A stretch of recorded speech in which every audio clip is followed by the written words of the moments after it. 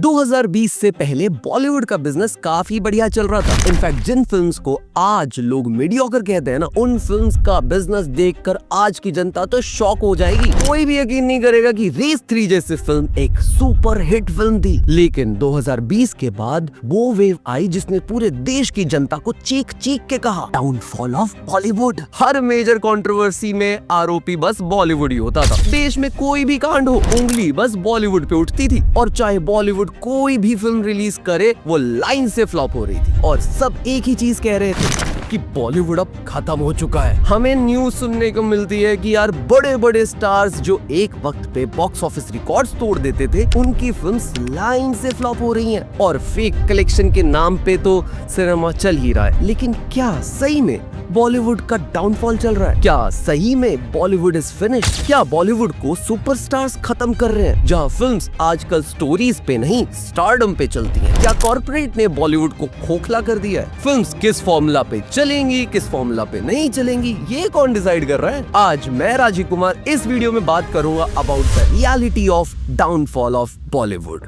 तो YBP फिल्मी को तुम सब्सक्राइब कर लेना अगर तुमने अभी तक सब्सक्राइब नहीं किया है।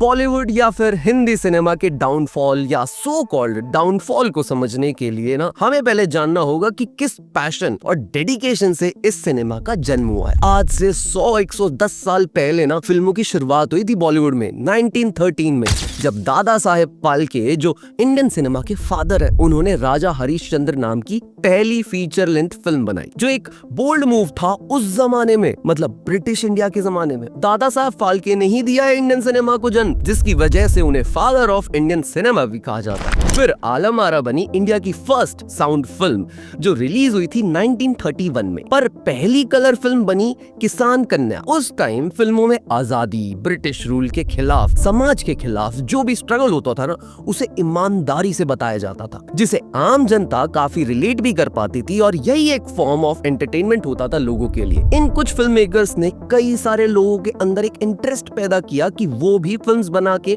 अपनी कहानी जनता के सामने रख पाए। फिर आया गोल्डन एरा 1940 से लेकर 1960 तक, और उस एरा में सत्यजीत रे, राज कपूर, गुरुदत्त जैसे लेजेंड आए। इन लोगों ने भी सोसाइटी के रियल इश्यूज पे बात की। उसी वक्त मदर ऑफ इंडिया जैसी one of the best film आई, जिसे आज भी इंडिया की टॉप 100 फिल्म्स में ऊपर रखा जाता है। इस वक्त तक कहानियों का फोकस समाज के अन्याय या फिर लव स्टोरीज पर ज्यादा होता था। लेकिन फिर बॉलीवुड मसाला फिल्म्स का एरा शुरू हो गया 1970s से। उस वक्त ने बॉलीवुड की तो काया ही पलट के रख दी, क्योंकि तब लार्जर देन लाइफ हीरोज आए फिल्म्स में, कमर्शियलाइज होने लग गई फिल्म्स। उस वक्त अमिताभ बच्चन, धर्मेंद्र, शशि कपूर, मिथुन जैसे एक्टर्स ने सिनेमा को डोमिनेट कर लिया था। ये वो वक्त था जब हर कोई एक फिल्मी सितारे की जिंदगी जीना चाहता था। हर किसी का फैशन एक फिल्म स्टार से इन्फ्लुएंस होने लग गया था। हर कोई फिल्मों के डायलॉग्स हो गए या उनके गाने हो गए, वो सब याद रखने लग गए थे। और फिल्म्स जिसे कुछ सिलेक्टिव लोग ही देखते थे, वो हर कोई देखने लगा और इवन सेलिब्रेट भी करने लगा। इनफैक्ट फिल्मों के लिए तो टिकट्स भी नहीं मिल पाती थी उस टाइम पे। कैन यू इमेजिन वो एरा जब थिएटर्स के बाहर भीड़ जमा है बस अपने एक फेवरेट स्टार की फिल्म देखने के इंतजार में। अब इस दौरान फिल्म्स में एक्शन होता था, धमाका होता था, हीरो की एंट्री से लेकर विलन की मौत, हीरोइन के साथ रोमांस से लेकर सीटी बजाने वाले डायलॉग्स तक होते थे। तुम लोग मुझे ढूंढ रहे हो और मैं तुम्हारा यहाँ इंतजार कर रहा हूँ। और इसी पैशन ने फिर जन्म दिया 90s के एरा के उन फिल्म मेकर्स को, जिन्होंने सिनेमा की डायरेक्शन ही बदल के रख। 90s के बाद एक रोमांस का एरा सामने आया। फिल्म जैसे कि DDLJ तो आज तक थिएटर्स में चल रही हैं, और ये जॉनरा भी मसाला फिल्म्स में आने लगा। 1990 से 2000 तक बॉलीवुड मसाला फिल्मों का मेन स्ट्रीम सिनेमा बन चुका था। लोगों ने तो पहली बार नई गाड़ियां, TV, cellphone, urban lifestyle infrastructure और नया लाइफस्टाइल देखा था स्क्रीन पर। अब इसी दौरान हमने वो फिल्म्स देखी जिन्हें हम आज की डेफिनेशन में आर्ट फिल्म कहते हैं। ये वो फिल्म्स थी जिस फाउंडेशन पे इंडियन सिनेमा आज की डेट में बना हुआ है। ये वो फिल्म्स थी जो समाज की बुराई, नाकामियां और डार्कनेस को दिखाती थी। और इसे दिखाने के लिए सामने आए फिल्म मेकर्स जैसे कि राम गोपाल वर्मा, शेखर कपूर, मणिरत्नम, मीरा नायर। इन शानदार डायरेक्टर्स ने ना लीग से हटके Satya, bandit queen, mister India और सलाम बॉम्बे जैसे फिल्म्स बनाई और हमारी जनरेशन को इंस्पायर किया। लेकिन उस दौर में कुछ ऐसी फिल्में भी आई जिसने जनरेशन को सोचने का टाइम भी नहीं दिया। मेन स्ट्रीम सिनेमा में दिल, घायल, आज का अर्जुन, अग्निपथ, बागी, आशिकी, बाप नंबरी, बेटा 10 नंबरी और स्वर्ग जैसी टॉक्सिक रिलेशनशिप और स्टीरियोटाइप ईगोइस्टिक कैरेक्टर पर बनी हुई फिल्में दी। लेकिन वो फिल्में लोगों को बहुत पसंद आई क्योंकि तब बॉलीवुड मेन स्ट्रीम सिनेमा ने लोगों को आईना दिखाया। पर फिर उसके बाद रियल इश्यूज पर बात करना ही बंद कर दिया बॉलीवुड ने। सच का साथ छोड़कर लोगों के सपनों पर फिल्में बनना शुरू हो गई। लोगों की खराब आदतों को भी अच्छे तरीके से दिखाने की कोशिश की ताकि लोगों का ईगो सेटिस्फाई हो जाए और लोग अपनी इन नीड्स को पूरा करने के लिए बॉलीवुड की फिल्में देखने थिएटर्स में आते थे।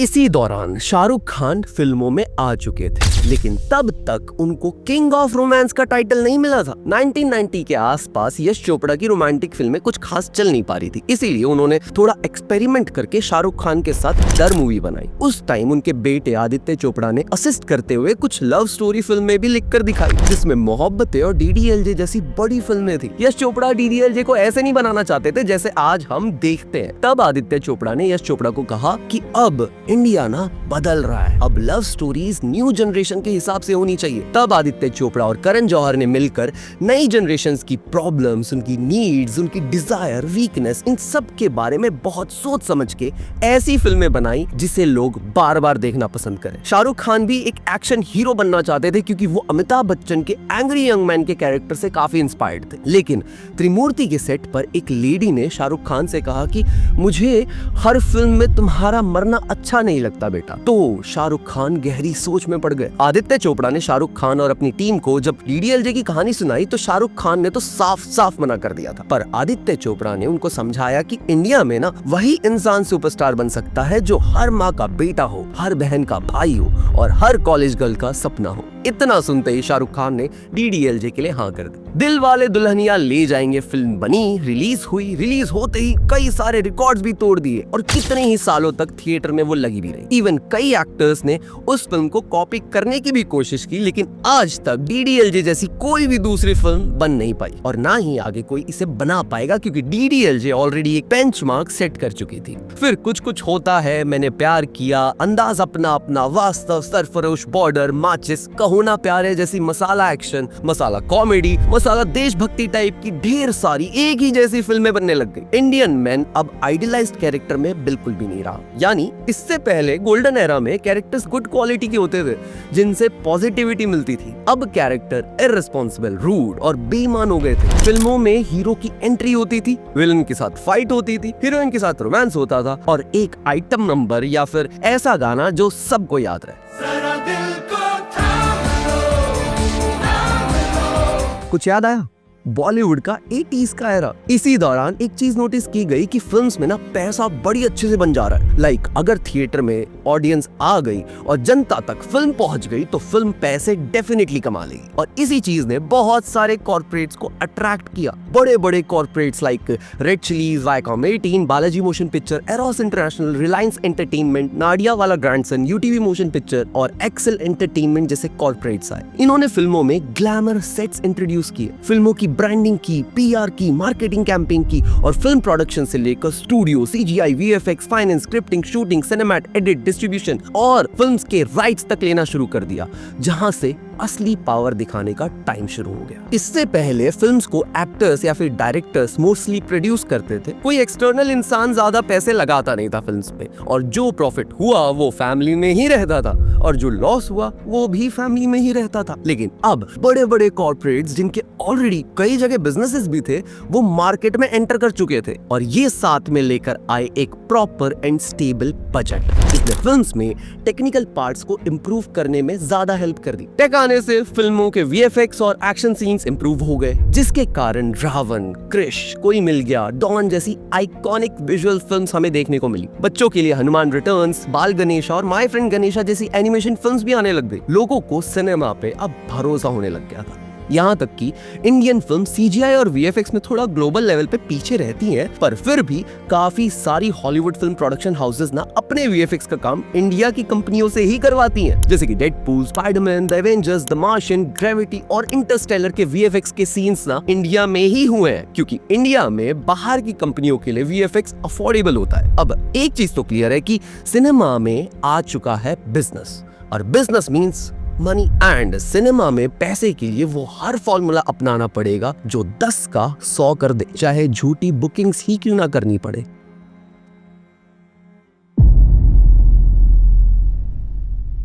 पहले के वक्त में ना सिंगल स्क्रीन सिनेमा होता था, जिसकी कैपेसिटी बहुत ज्यादा नहीं होती थी। एक ही थिएटर में एक ही स्क्रीन पे एक ही मूवी लगती थी और उसे देखने के लिए अनगिनत लोग आते थे। लेकिन फिर कॉर्पोरेट्स के आने के बाद ना मल्टीप्लेक्सेस आने लग गए और मल्टीपल फिल्म्स एक ही दिन पर रिलीज भी होने लग गई। मल्टीप्लेक्स सिनेमा में ना एक ही थिएटर में होते हुए 10 से 12 स्क्रीन होती है और हर स्क्रीन पे अलग अलग वक्त पे अलग अलग मूवीज देखी जा सकती है, जिसने स्पेस दिया उन मूवीज को जिसे हम आर्ट फिल्म कहते हैं, और इसने लोगों को चॉइसेस दी। वो मल्टीपल फिल्म्स की जो देखने के लिए चुन सकते थे अपनी मर्जी से, और लोगों ने अपनी स्क्रीन एक्सपीरियंस को एक्सपेरिमेंट करना शुरू कर दिया। उसी चॉइस के कारण एक्सपेरिमेंट और ऑफ बीट थीम पर अब फिल्में बनने लग गई। फिल्म जैसे कि रंग दे बसंती जिसने युद्ध को देशभक्ति पर फोकस करवाया, या फिर तारे जमीन पर जिसने बच्चों की मेंटल हेल्थ की प्रॉब्लम्स को एक्सप्लोर करा, या फिर मुन्ना भाई एमबीबीएस जिसने भाईगिरी में ह्यूमर डाल के उसे फनी और रिलेटेबल बना दिया। राजकुमार हिरानी और राकेश ओम प्रकाश मेहरा जैसे दिग्गज फिल्म मेकर्स ने ट्रेडिशनल बॉलीवुड फॉर्मूला से हटकर इंडियन सिनेमा को लोगों तक पहुंचाया, जिस फॉर्मूला को आज तक काफी लोग क्रैक नहीं कर पाए। कुछ फिल्म मेकर्स जिन्होंने रियलिस्टिक और सोशल इश्यूज पर थॉट प्रोवोकिंग फिल्म्स बनाई, जैसे कि अनुराग कश्यप हो गए, विशाल भारद्वाज, इम्तियाज अली, आशुतोष गोवरकर और नितेश तिवारी। इन फिल्म मेकर्स ने ब्लैक फ्राइडे, मकबूल, ओमकारा, सात खुनमा, रॉकस्टार, देवडी, भीजा फ्राई, मसान और गैंग्स ऑफ वसेपुर जैसी फिल्में दी, जिन्होंने बिल्कुल लोकल कैरेक्टर्स और उनके अंदर की सस्पेंस कहानियां लोगों तक पहुंचाई। इन फिल्मों ने प्रूव किया कि बॉलीवुड केवल ग्लैमर और रोमांस तक लिमिटेड नहीं है। बॉलीवुड चाहे तो सोसाइटी के हर एक रियल इशू और कॉम्प्लेक्स इमोशन को कवर कर सकता है। यहाँ तक कि फीमेल सेंट्रिक और कंटेंट ड्रिवन सिनेमा पर भी फोकस किया बॉलीवुड ने, जैसे कि कहानी, क्वीन, मर्दानी, डार्लिंग, पीकू। इस टाइम तक बॉलीवुड अपने कंटेंट को लेकर इतना बोल्ड हो चुका था कि किसी ने विकी डोनर के स्पर्म डोनेशन जैसे टैबू टॉपिक पर बात करी, तो किसी ने बधाई हो जैसे वेरी सेंसिटिव टॉपिक पर बात करी। और जब जनता इन फिल्म्स को देखने लगी तो इसने ग्लोबल ऑडियंस के सामने इंडिया को लाकर खड़ा कर दिया, जिससे बॉलीवुड स्टार्स ग्लोबल हो गए।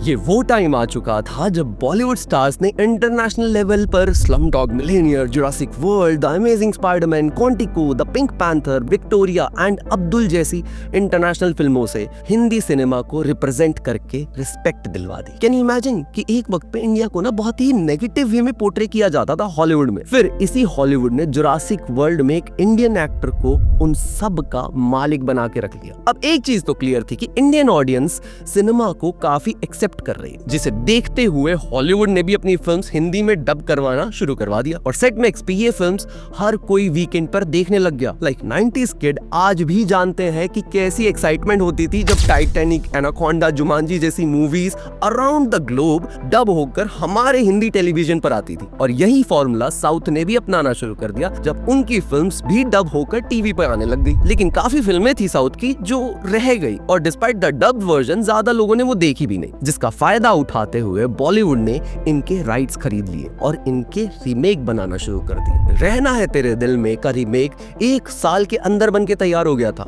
सूर्या की गजनी 2 साल के अंदर रीमेक होकर तैयार हो गई थी। एंड अब तक साउथ की फिल्म्स हिंदी ऑडियंस के सामने मेजर हिट नहीं थी। ये बस टीवी पर आती थी, लोग इसे शाम को टीवी के सामने बैठ के खाना खाते हुए देखते थे और भूल भी जाते थे, या फिर इनका मजाक भी उड़ाते थे। और इसी का फायदा उठाते हुए बॉलीवुड फिल्म मेकर्स ने इन फिल्म्स को लगातार रीमेक पे रीमेक करना शुरू कर दिया।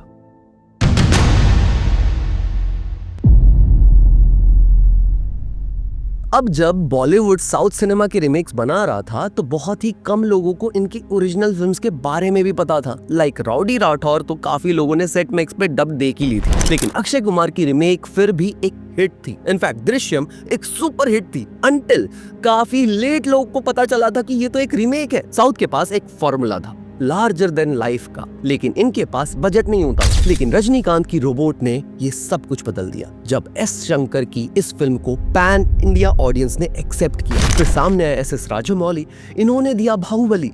ये film all over India release हुई और हिंदी ऑडियंस ने इसे वाइडली देखा, चाहे वो थिएटर्स में हो या फिर पायरेटेड साइट्स पे हो।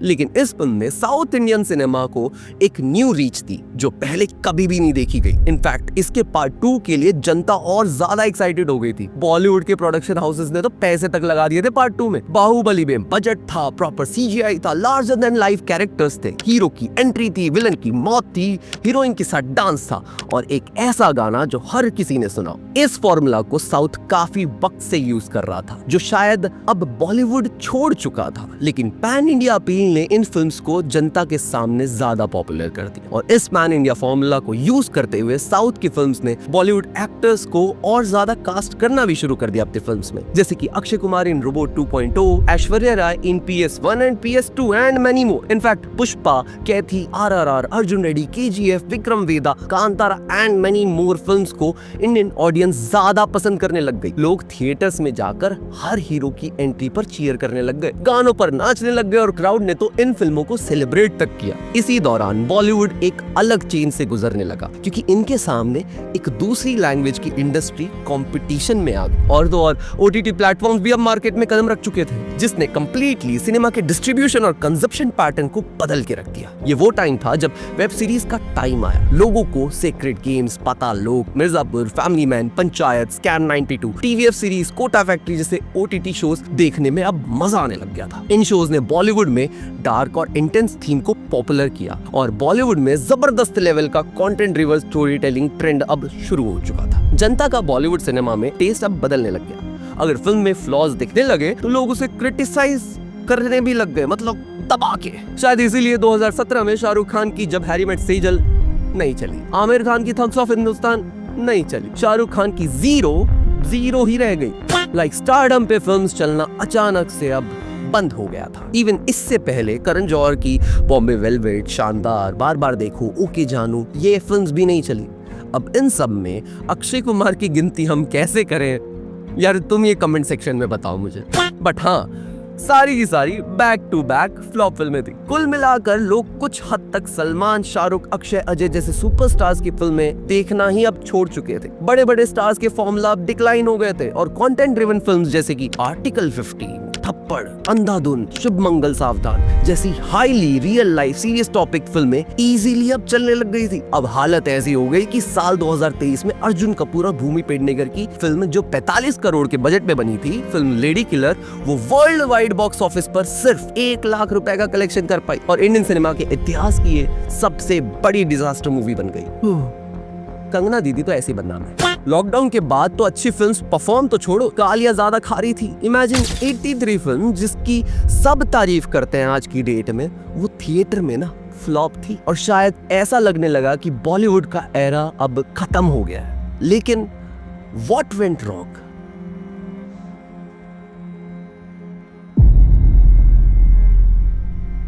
लोगों का मानना है कि बॉलीवुड के सिनेमा का फ्यूचर अब डाउनफॉल में होगा क्योंकि फिल्मों से क्रिएटिविटी और इमेजिनेशन कहीं गायब सी हो रही है। बार बार एक ही तरह की फिल्में देखकर लोग अब पक से गए। पर जब साल 2023 आया था ना, तब शाहरुख खान बिग स्क्रीन पर 4 साल बाद दोबारा कमबैक कर रहे थे। और अगर पास्ट उठाकर देखें तो 2023 में उनकी 3 फिल्में जवान, पठान और डंकी रिलीज हुई। तीनों ने मिलकर बॉक्स ऑफिस के कलेक्शन पर ऐसी धूम मचाई थी ना कि कमजोर होती बॉलीवुड इंडस्ट्री में जान सी आ गई थी। सिर्फ अकेले शाहरुख खान ने अपने दम पर 3 ब्लॉकबस्टर देकर 2,500 करोड़ की कमाई की, बॉक्स ऑफिस रिकॉर्ड्स तोड़ दिए। बाद में tiger 3, animal, oh my God 2 and Sam Mathur जैसी फिल्मों ने भी अच्छा परफॉर्म किया। और जो मूवी सिनेमा हॉल में लोगों का अटेंशन ग्रैब नहीं कर पाई, उसने OTT पर आकर धूम मचा दी। 12th fail.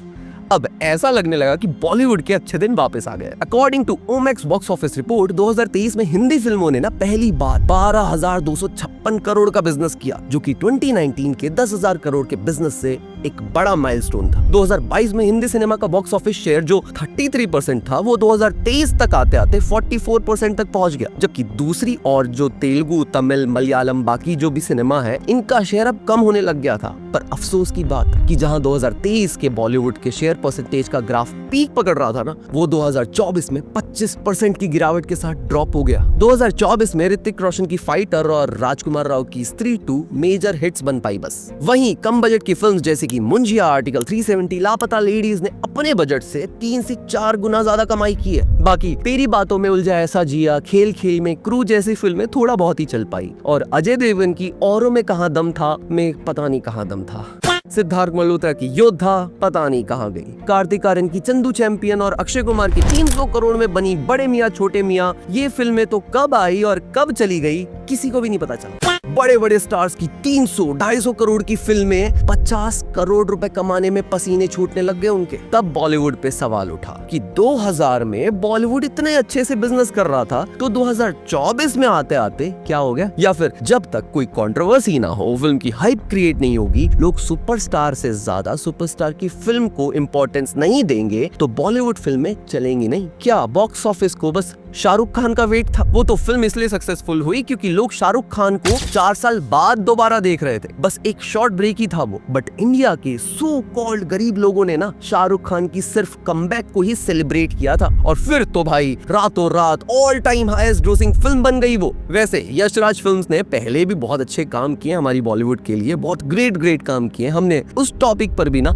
एक डिटेल्ड वीडियो बनाई है, तो आप उसे जाकर डेफिनेटली देख सकते हो। अब आज 2023 और 24 में आके बॉलीवुड डार्क थीम्स एक्सप्लोर कर रहा है, और बॉलीवुड फिल्म जैसे कि स्त्री 2, जवान, पठान, एनिमल, टाइगर 3 900 से 1000 करोड़ का बिजनेस क्रॉस कर रही है, जहां हॉलीवुड की एवेंजर्स एंड गेम जैसी फिल्म का बजट ही 2400 करोड़ का होता है, जो वर्ल्ड वाइड 19,000 करोड़ तक कमा लेती है। तो कंक्लूजन निकालते हैं हम इन सारी बातों का। सवाल अब ये आता है कि क्या मसाला फिल्म्स और स्टारडम ने बॉलीवुड को खत्म कर दिया? तो सिंपल जवाब है मे बी, क्योंकि पहली बात यही है कि फिल्म पहले देखने का एक्सपीरियंस होता था, जो कि आज भी सेम ही है। इमेजिन एक आदमी दिन भर काम करता है, थक हार के वीकेंड पे जब वो फिल्म देखने जाता है तो सामने लगी होती है एक आर्ट फिल्म जिसमें सैडनेस है, तो वो उसे देखेगा या नहीं देखेगा? ऑन द सेम टाइम उसे अगर एक ऐसी फिल्म देखने को मिले जिसके नाम में पुष्पा है या फिर एनिमल है, जिसमें ओवर द टॉप एक्शन है, ग्लैमर है, तो वो देखना पसंद करेगा, जिसे देख के वो अपनी रियलिटी को खो दे। ये मसाला फिल्म जो बॉलीवुड बहुत पहले से बना रहा था, अब इसे जनता एक्सेप्ट करती है, क्योंकि इंडिया में ना मेजॉरिटी ऑफ ऑडियंस एक हेक्टिक लाइफ से गुजर रही है यार, और at the end of the week उसे जब छुट्टी मिलती है ना, तो वो इधर घूमने जाता है, क्लबिंग करने जाता है, just to escape that reality. और जब ऐसी मसाला फिल्म्स वो थिएटर में देखने जाता है ना, विद चीयरिंग क्राउड जो सीटी बजा रहा है, तालियां बजा रहा है, नाच रहा है, तो उसे एक एक्सपीरियंस मिलता है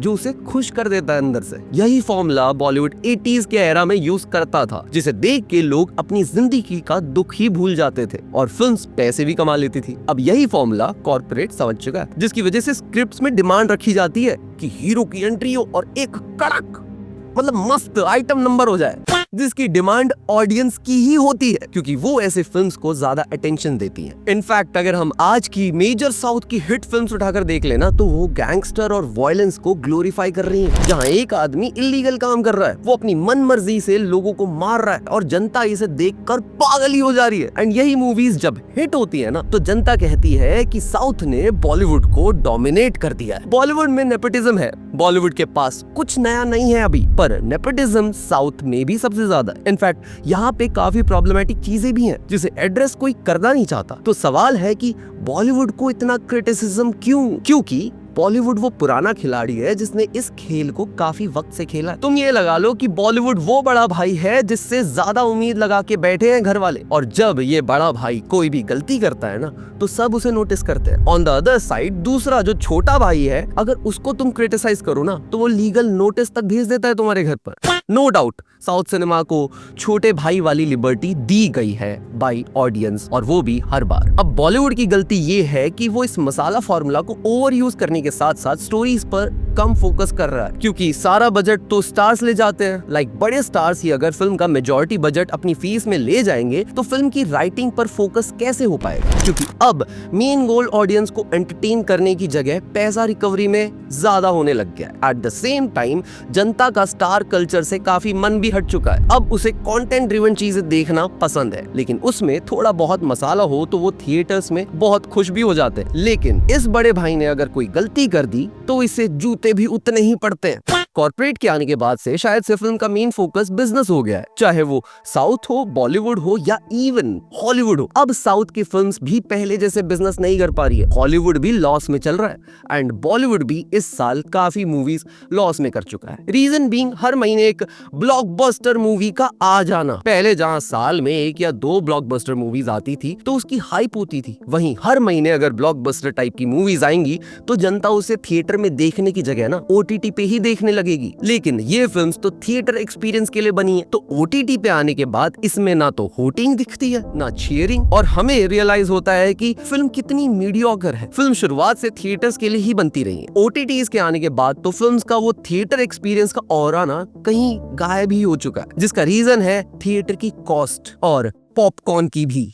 जहां एक मूवी देखने के लिए आम आदमी के 1000 रुपए यूं ही खर्च हो जाते हैं। मसाला फिल्म्स प्रॉब्लम नहीं है, लेकिन मसाला फिल्म्स का ओवर बजट होने की वजह से उसका ज्यादा मीडियोकर होना, ज्यादा सेम फॉर्मूला पे चलना, ज्यादा रिपीटेटिव होना फिल्म्स को इफेक्ट कर देता है। बॉलीवुड पे ऑलरेडी काफी दाग लग चुके हैं, जैसे कि नेपोटिज्म, जिसपे एक अलग ही वीडियो बन सकता। अब जो दिख रहा है वो बिक रहा है और जनता का सिनेमा से भरोसा भी उठ ही रहा है। इसके अलावा इंडिपेंडेंट फिल्म मेकर्स को चांस देना चाहिए। आई मीन थिएटर्स में इनकी फिल्म्स को स्लॉट्स तक नहीं मिलते यार, क्योंकि बड़े प्रोडक्शन हाउसेस अपनी मूवीज के लिए प्री स्लॉट्स बुक कर लेते हैं, जिसे कॉर्पोरेट बुकिंग के नाम से भी जानते हैं लोग। जैसे कि खुदीराम बोस पर बनी फिल्म, जिसे international film festival of India में दिखाया गया था, लेकिन सिनेमा हॉल्स में ये कभी लगी नहीं।